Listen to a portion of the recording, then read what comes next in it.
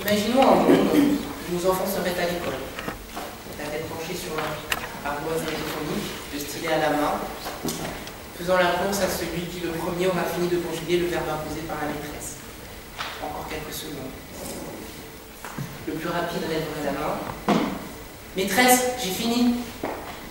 Fier et sûr de lui, il dirait « Je tweeterai que j'eusse tweeté. » La maîtresse le féliciterait, il recevrait les honneurs de sa classe. On imagine la scène sans peu de mal, car je vous l'affirme, cela est pour bientôt. Tweeter, Twitter. Ces barbarismes aux allures d'onomatopée ont fait irruption dans la langue de Molière. Ces termes, naguère réservés aux ultra-connectés, aux geeks, aux adeptes du 2.0, ont fait leur chemin. On dit qu'avec le temps, la modernité se mêle aux traditions, les grands sages ont dû s'y résoudre. 2013 sera l'année du couronnement. Tweeter devient un verbe normal. Il rentre dans le thésaurus des lettrés. Il a trouvé sa place dans le petit Larousse. Confortable. Installé. Plus jamais, le barbarisme ne recevra la marque rouge du professeur. Imaginons donc ce monde où nos têtes brunes auraient le droit de conjuguer ce verbe, auraient le devoir même de bien le faire. Et un jour, s'ils le souhaitent, de la même façon que je m'apprête à le faire devant vous, monsieur le bâtonnier, madame, monsieur du conseil de l'ordre, messieurs de la conférence, madame, messieurs les anciens de la conférence, mes chers confrères, ils pourraient choisir d'en discourir avec fierté. Mais pour le moment, ils sont si jeunes. Pourtant, ils connaissent déjà ce mot. Ils sont nés avec. Ils l'entendent quotidiennement, à la télévision, à la radio. Alors je m'imagine prodiguant savoir et conseil à ces enfants qui ne sont pas de mon temps. Trop jeunes pour avoir le droit de tweeter, mais déjà assez âgés pour l'avoir espéré. Du haut de mes éternels 30 ans, je leur dirai que ce mot qui klaxonne à mes oreilles n'est ni de mon siècle, ni de ma patrie. Je me ferai auprès de vieux briscards et je leur dirai, attention, tweeter n'est pas joué. Mes chers confrères, la curiosité nous pousse d'abord à nous intéresser à la définition de ce mot familier, si familier qu'il ne semblait nul besoin de le préciser. En fait, il ne s'agit que de quelques gazouillis, quelques mots, pas plus de 140 caractères. 140 caractères lâchés à qui veut bien les recevoir. 140 caractères afin de délivrer une information en temps réel. Et là résonne en moi une petite voix, sans doute un peu trop bercée par les histoires de cow-boys, qui me dirait « C'est comme si on fumait des Indiens alors !» Quelques mots lâchés dans les airs. L'analogie serait à la fois belle, drôle, innocente comme des mots d'enfant, mais non, je me trompe.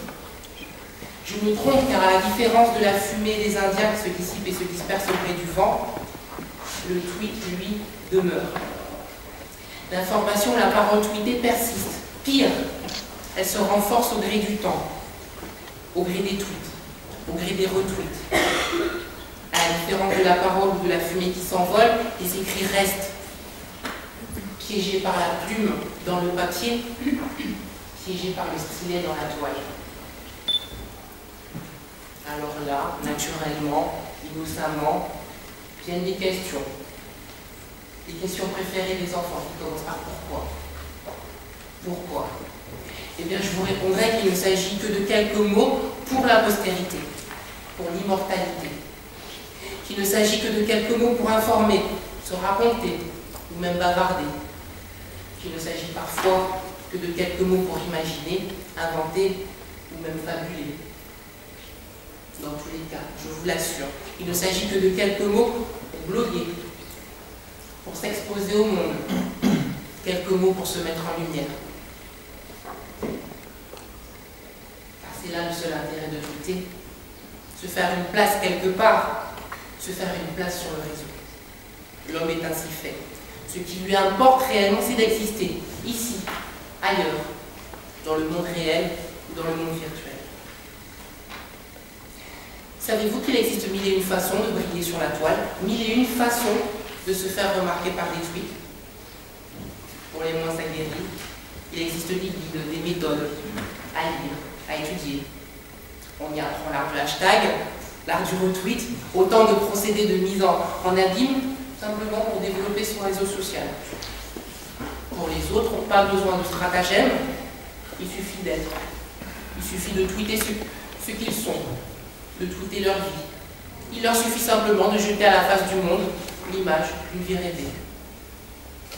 Alors ce peut être un travail de labeur, et je ne vous raconterai pas le cas de ces journalistes forcenés, enragés du tweet, qui toute la journée approchaient à leur terminal, frénétiquement, compulsivement, tweetent tout, tweetent n'importe quoi, parce que l'important, c'est d'être lu, d'être suivi, d'être followé. Mais ce peut être aussi l'œuvre du hasard qui dévoile certains et qui les place au devant de la scène. Je ne vous raconterai pas plus le cas de ces magistrats honorables parmi les honorables qui ont brillé par leur inconséquence, en médisant en cours d'audience sur collègues et témoins.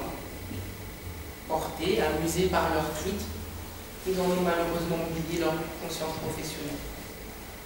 Mes chers confrères, je vous l'affirme, la folie du tweet nous envahit. Tweeter devient la norme pour partager au plus grand nombre. Mais n'est-ce pas grisant? C'est si simple, il ne suffit que de 140 caractères pour ne plus être anonyme. 140 caractères pour s'adresser au monde entier. Demain, même le pape s'y mettra. Non, il ne s'agit pas là d'une simple hypothèse jetée en l'air. C'est prévu, c'est pour demain. Jour hautement symbolique, le 12-12-12, le pape postera son premier message sous un alias tout trouvé, Ad Pontifex, celui qui est le pont entre les hommes et Dieu. Le tweet est donc un outil, et même le pape l'a compris. Le tweet facilite, il amplifie la parole. Et c'est bien celle de Dieu qui demain sera reçue par plus d'un demi-million de fidèles. Un demi-million de followers qui attendent d'être bénis par un simple gazon. Avec le temps, la modernité devient tradition.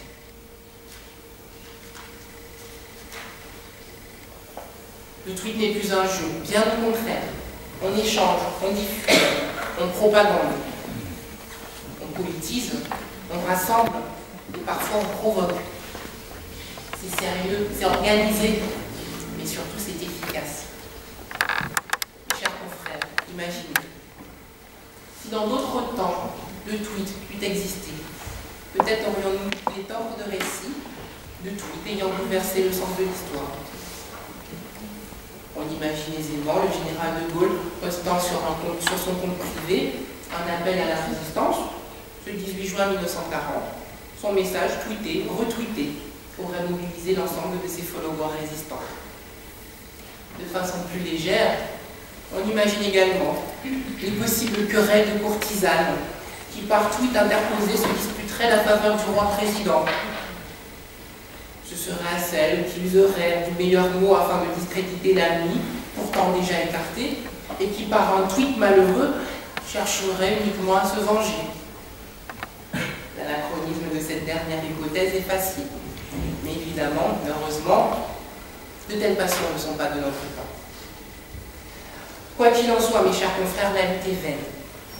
Tweeter est et restera toujours l'expression d'une liberté. Certains d'entre nous ont déjà apprivoisé la chose. On ne compte déjà plus le nombre de plaideurs connectés.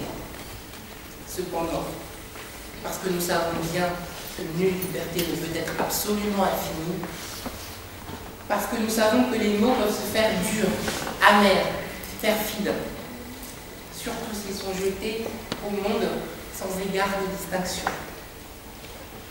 Mais parce que nous savons également que les mots peuvent être caresses, cajoleries, qui peuvent nous rassembler pour la bonne cause, qui peuvent nous apaiser. Alors plaidons pour l'honneur du tweet, plaidons pour le choix du mot, car au final nous serons jugés sur nos tweets. Nous sommes ce que nous tweetons.